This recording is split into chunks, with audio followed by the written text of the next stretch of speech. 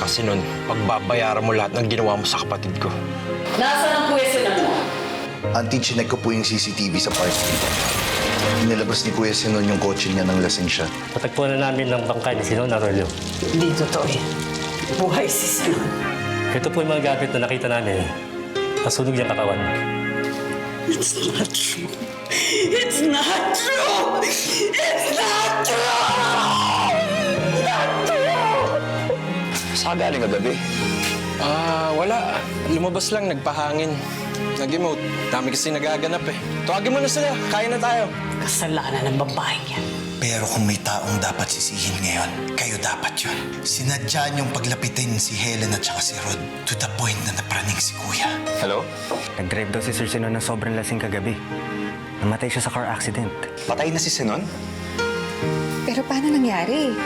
Biglaan lang daw siya umalis eh. Iniwan nga niya magulo yung opisina niya. May natira pang alak sa baso. So I guess hindi nyo na kailangan lumipat ng lugar. Mukhang malaya na kayo sa kanya sa ngayon. Parte ako ng rason kung bakit nangyari sa kanya yun. Namatay si Sinon dahil sa sarili niyang kagagawan at walang kapatawaran ng ginawa niya sa'yo.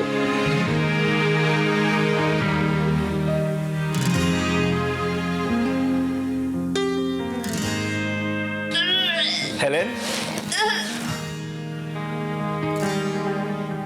Milot! Okay ka na ba, Milot?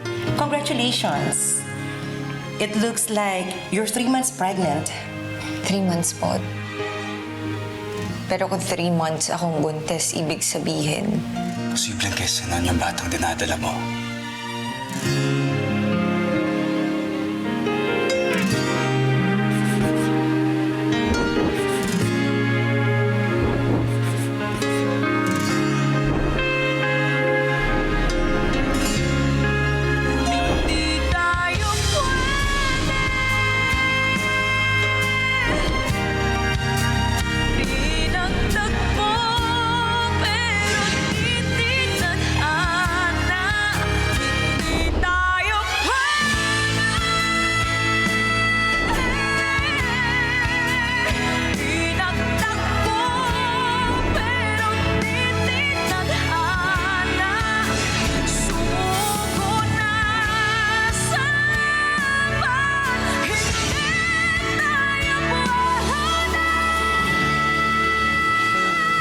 Melap, maupo ka muna.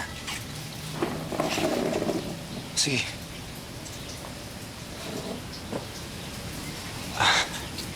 On ko muna to, baka nainitan ka eh.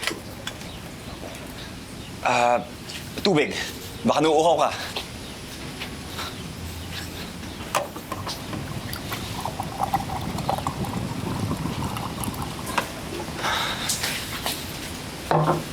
Rod, maupo ka. Hindi mo kailangan maging OA ng ganito.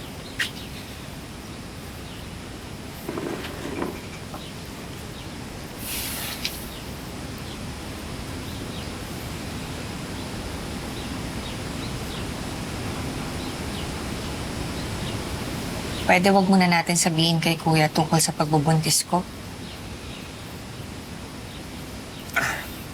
Sige, my love. Kuya ng desisyon mo.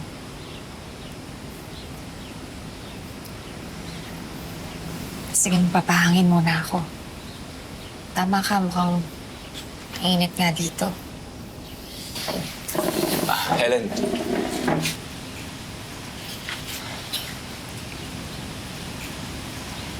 Gusto ko lang sabihin sa'yo na baby natin ang dinadala mo. Kahit na anong mangyari, handa akong tumayo at kilalanin bilang ama niya. Mamahalin ko siya ng buong buo.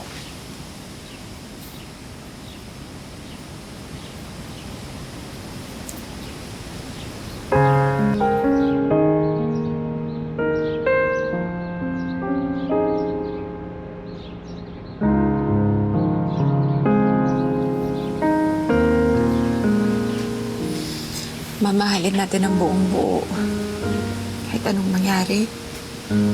Kahit na anong mangyari.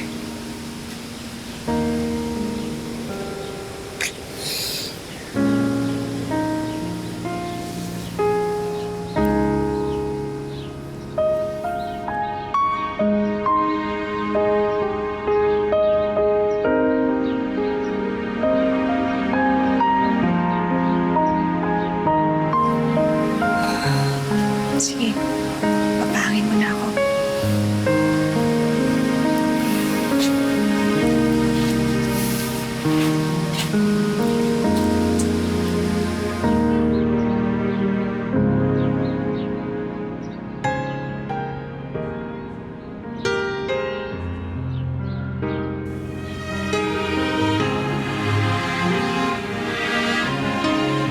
Sana laging ganito, no?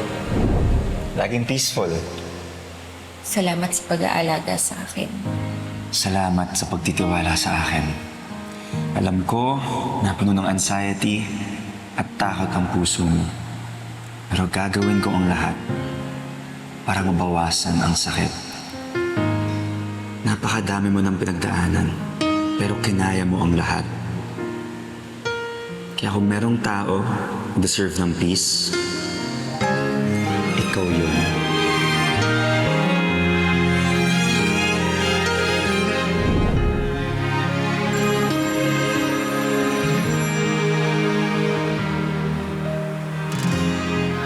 Okay ka lang ba? May nag-text kasi sa akin si Rod. Sabi niya, baka kailangan mo daw ng best friend ngayon. Hindi kami nag-aaway. Ay, nako. Kahit kailan talaga itong si Rod, napaka-OA. Kung makapagsabi naman lang, Crazy, buntis ako. teka, buntis ka? Kailan pa? Ilang araw na? 3 months. 3 months? Kung 3 months, ibig sabihin, 3 months ago nangyari yung... Oo. Gets. Kaya pala ako yung pinatawag ni Rod sa'yo eh. Helen, sige na. Mag-share ka na. Importanteng malabas mo lahat yan. Umiyak ka kung gusto mo. Crazy. Litong-lito na ako. Gusto kong maging masaya. Pero... Hindi ko alam gagawin dito sa sitwasyon ko. Nasa wanted list ako, nagtatago kami. Tapos...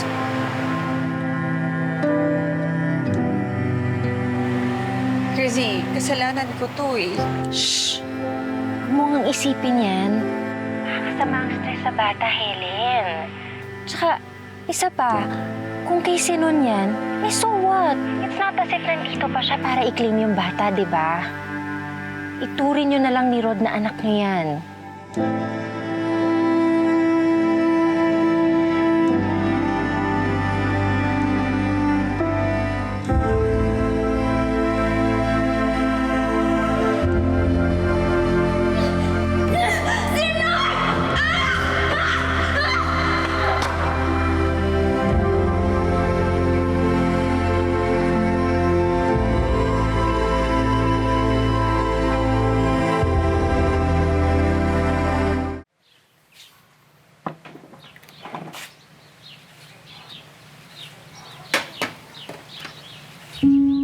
Ayoko nang maging tanga.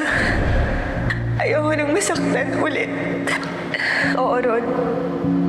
Mahal pa din kita. Pero mahal ako ni Sinon. And I made him miserable by loving me. Kaya kailangan kong panagutan ang nararamdaman niya para sa akin.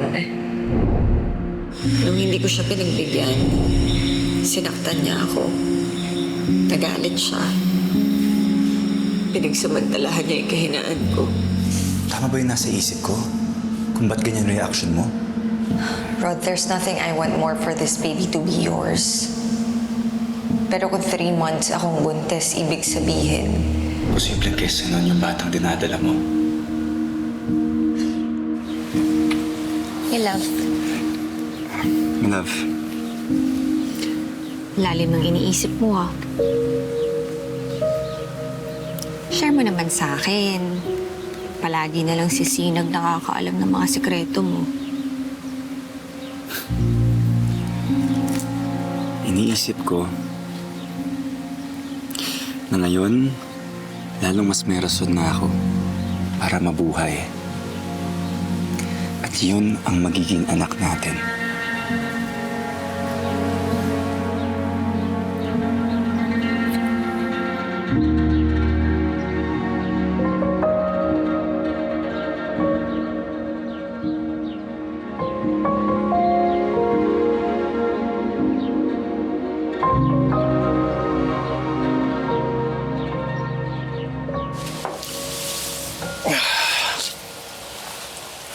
Kuya, parang pawis na pawis ka. Saan ka ba galing?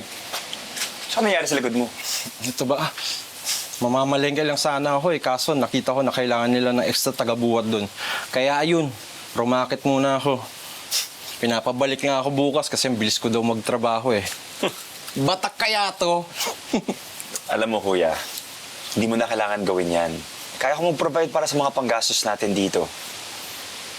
Kaya mo na ako hanapin yung silbi ko. Tsaka ayoko din sanayin yung sarili ko na walang ginagawa. Hirap na. Baka mamaya may magawa na naman ako na hindi dapat eh. Ibawas mo na ako sa iniisip mo, Tol. Unahin mo na si Helen. Unan muna ako. Naliligo pa ako.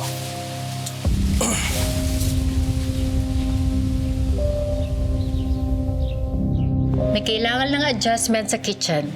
Mas gusto ng client ng bigger kitchen island instead of a breakfast nook. Rod? Rod, are you still with me? Rod! Sorry. Yes. Okay, copy. Nandyan ba si Helen?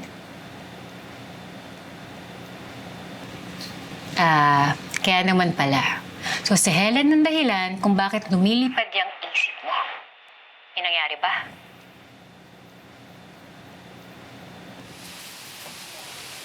She's pregnant. 3 months. Oh my God! Congrats! We should celebrate that. What's with that face? Hindi ba dapat happy ka? She's 3 months... Wait. Sinon ba ang... No. It's my baby. Well, congratulations ulit. You must be very happy. You know what? Yeah, I'm very happy. Alam mo, salamat, Victoria. Dahil pinarealize mo sa akin yun. Simula ngayon, magiging buong pamilya na kami ni Helen. Cheers!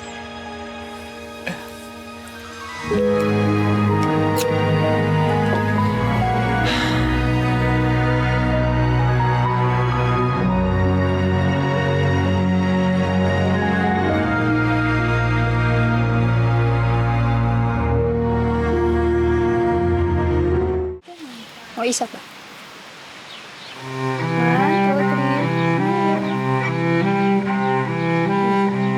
Ulitin mo, hindi ako kita. 3, 2, 1, smile! Sorry, miss. Pwede bang kuha mo kami ng picture? Sige.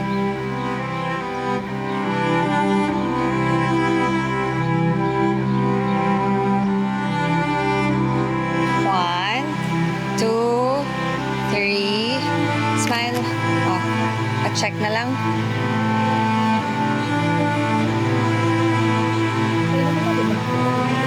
Thank you. Galing mo naman.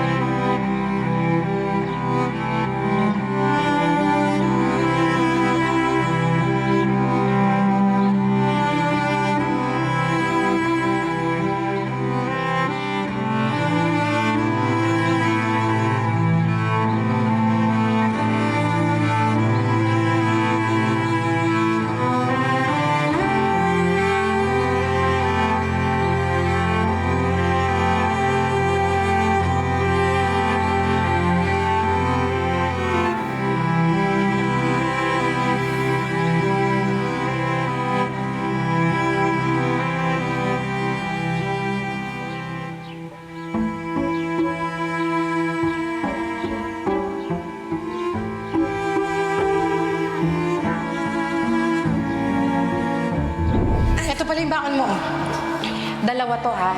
Kasi nakalimutan na naman ng tatay mo. Pakidaan na lang to sa kanya, ha? Okay, Nay. Naiiwan ko pala. Tsaka ka muna. Gracias, mi papa. Muy bien, mija. Dahan-dahan na.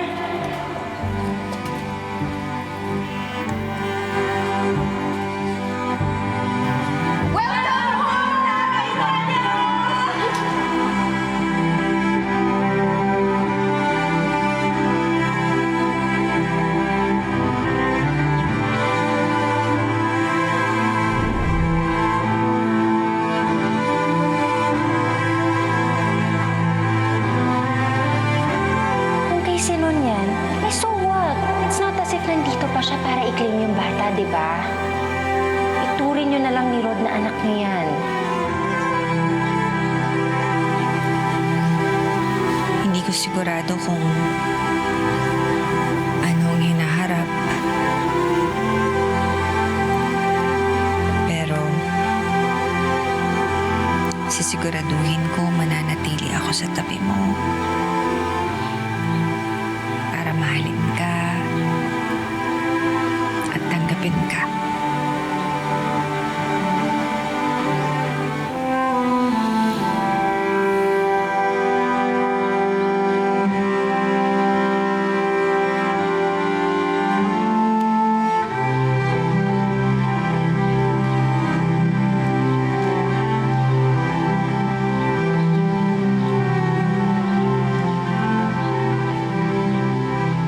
Helen? Helen? Helen?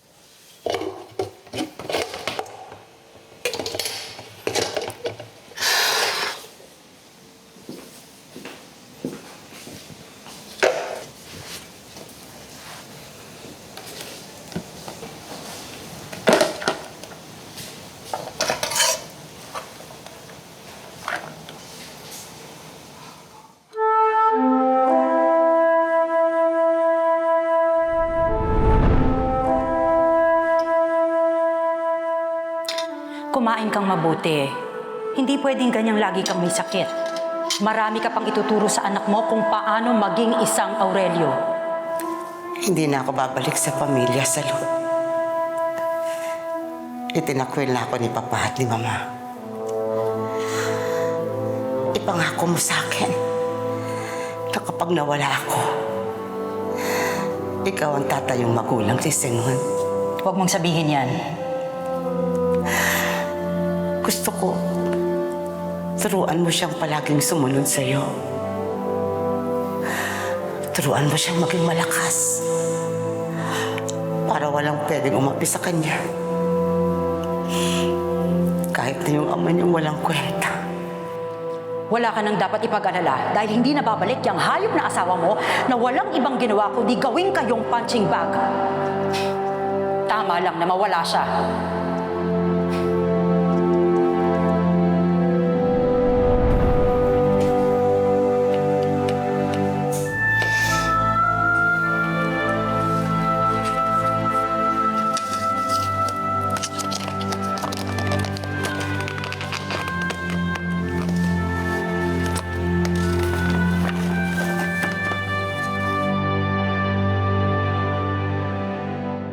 Saan ako nagkulang, Sinon? Nagagaya ka na sa mama mo na nagpapadala sa pag-ibig. And look where it got you.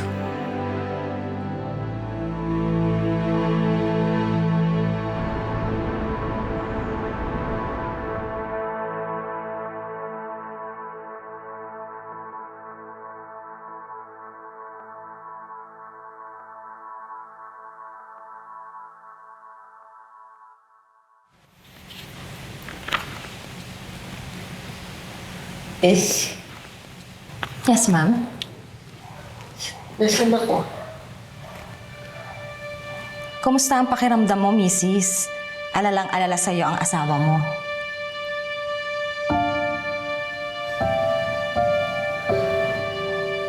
Asawa? Yes, ma'am.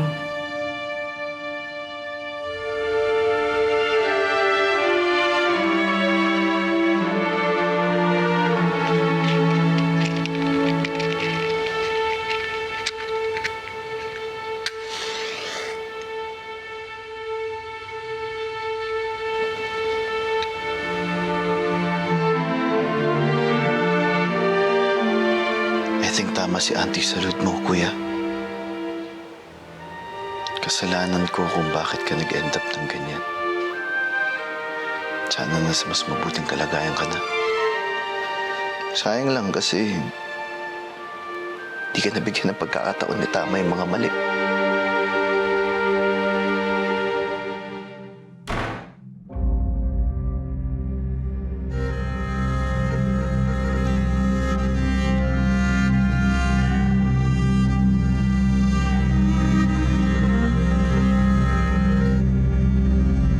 Sino may sabing wala na akong pagkakataon?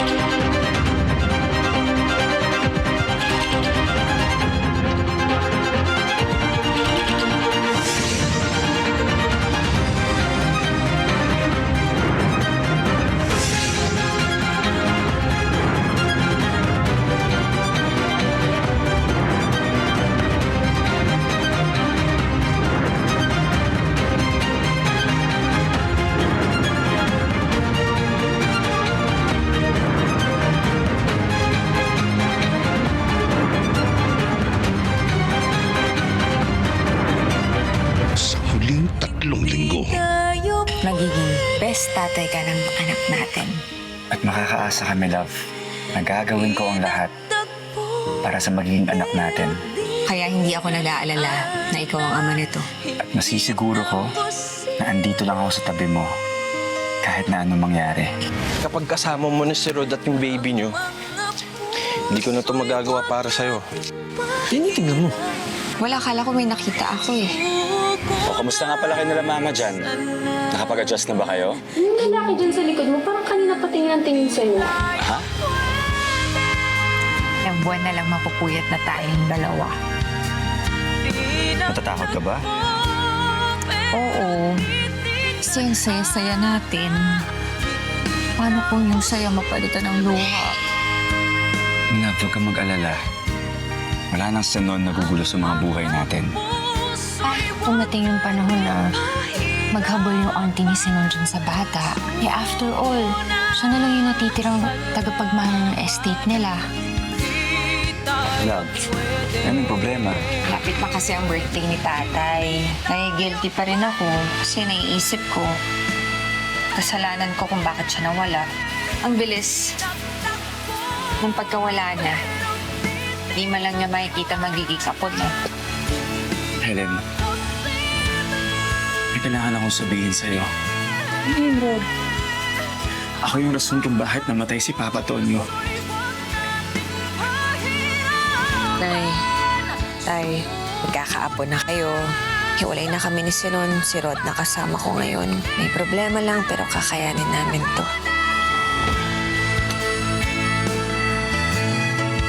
Helen? Sinon?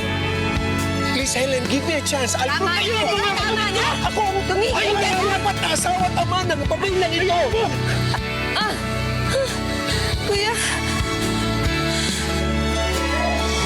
Oh, ba't mo kasama si Helen? Ako kayo pumasok dito. Mga anak na yung asawa ko. Teka, sino ka ba? Anong mga anak ang asawa mo?